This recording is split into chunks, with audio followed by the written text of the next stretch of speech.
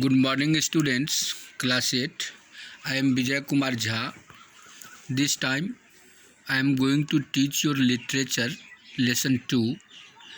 Name of the lesson is Mrs. Donovan's Dog, and its part 6. Yesterday, we had discussed that there is a case of cruelty for dog that Mr. Halliday and Mr. Harriet has come to visit the dog, and after inspecting the dog, they had decided that the present condition of the dog is due to carelessness. There are wounds and the dog is suffering from carelessness. To find this situation, Mr. Harriet tells to Mr. Halliday about the dog, and at that time, here it is, as I spoke, I noticed there was more than one figure in the door opening. A pair of black pebble eyes were peering intently at the dog from behind the inspector's back. Write down here, peering means looking. Peering means looking. At the time when Mr. Harriet was talking about the dog with Mr. Halliday, at that time Mrs. Donovan was also intently looking behind the inspector's back. The other spectators had remained in the lane, but Mrs. Donovan's curiosity had been too much for her. I continued conversationally as though I had not seen her. Now, to see the curiosity of Mrs. Donovan regarding the dog, Mr. Harriet started to converse with her as he had never seen her earlier.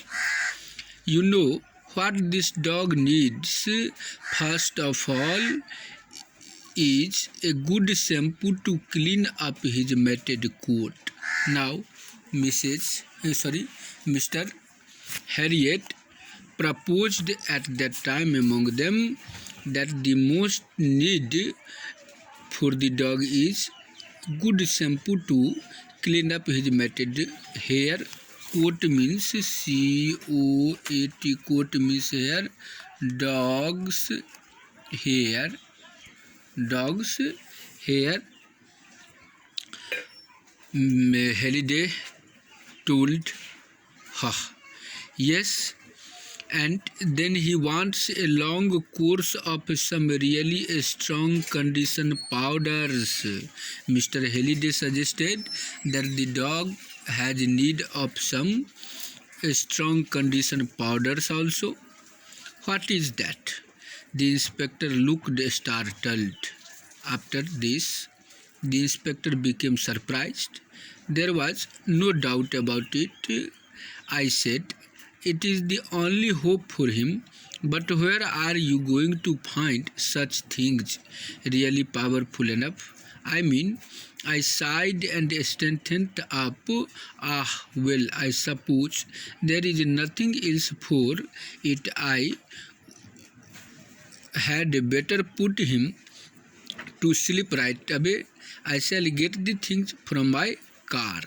Now, listening this, Mr. Harriet told to Halliday that from where he would get the powder and the shampoo. Still he had a doubt for where he would be able to get it. Then decided that after providing shampoo, there is need of sleep for the dog. When I got back to the shed, Mrs. Donovan was already inside examining the dog. Now, at the time when Dr. Harriet and Halliday is talking about the good condition powder and shampoo for the dog, Mrs. Donovan went curiously to the dog and started examining him. "Look," she said excitedly, pointing to a name roughly scratched on the collar. "His name is Rai." She smiled up at me. "It is a bit like Rex, isn't it, that name?" Now she has come. Mrs. Donovan has come near the dog, and excitedly she pointed the name written on his collar, and his name was Rai. And looking this name, she started smiling and asked to Mr. Harriet whether it is not a bit like Rex. "You know, Mrs. Donovan, now you mention it, it is very like Rex. The way it comes off your tongue." I nodded seriously. Now, nodding his head, Mr. Harriet accepted the suggestion of Mrs. Donovan that Mr. Rai looks like Mr. Rex. She stood silently for a few moments, obviously in the grip of a deep emotion. Then she burst out, "Can I have him? I can make him better. I know I can. Please, please let me have him." Now, Mrs. Donovan started to request Mr. Harriet that she would take care of the dog better, and she know how to care a dog, and she started telling him to let her have him. "Well, I don't know," I said. "It is really up to the inspector. You will have to get his permission." Mr. Harriet denied he could not give order because it was Mr. Halliday, the inspector, who was responsible to provide her his permission to have this dog. Halliday looked at her in bewilderment. Then he said, "Excuse me, madam," and drew me to one side. We walked a few yards through the long grass and stopped under a tree. Now, Mr. Halliday became surprised to feel the situation, and in his surprise, he said to madam to excuse him, and drew Mr. Harriet to one side, and under a tree stopped and started talking what should be done at that time. Mr. Halliday told him, "I don't know what is going here, but I just cannot pass over an animal in this condition to anybody who has a casual whim." Now it is Halliday's opinion to Mr. Harriet that no one should be given this dog in this bad condition.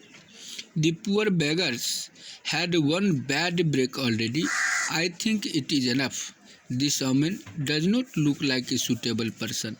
In view of Mr. Halliday, Mrs. Donovan was not a suitable person to offer her dog. I held up a hand. "Believe me, Inspector, you have nothing to worry about. She is a funny old stick, but she has been sent for from heaven today. If anybody in Derobai can give this dog a new life, it is her."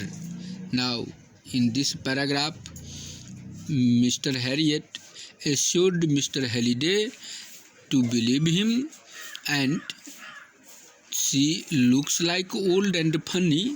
She looks funny old stick-like woman, but she is really such a woman whom a call has been sent from heaven.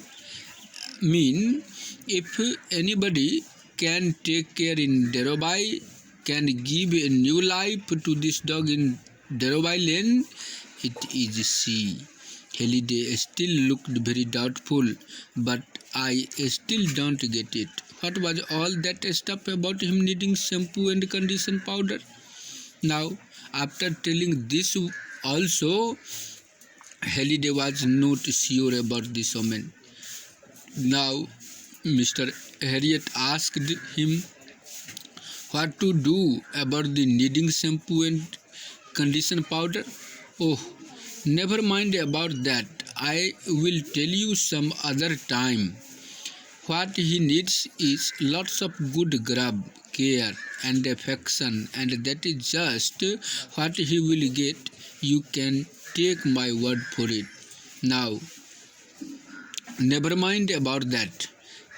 Mr. Harriet assured Mr. Halliday not to think about that, and the most needful thing for the dog is presently good grub, care and affection that will make him cure from this bad situation. All right, you seem very sure. Halliday looked at me for a second or two, then turned and walked over to the eager little figure by the shed. Now, when Mr. Harriet assured him about the lady and the present condition of the dog, then Halliday became sure. Now you seem very sure. Halliday looked at him and walked away to the little figure by the shed. Now Halliday came to the dog. I had never been before been deliberately on a lookout for Mrs. Donovan. She had just cropped up where I happened to be. Now, in this paragraph, Mr. Harriet tells to Mr. Halliday that he had never been before deliberately on lookout for Mrs. Donovan, but she was wherever he had gone. But now I scanned the street of Dhirubhai anxiously day by day without sighting her. Now she is found everywhere. In this way, keep it till here today, my dear students, and next day I would like to finish this story. I hope you would have understood the fact related to the story. Thank you.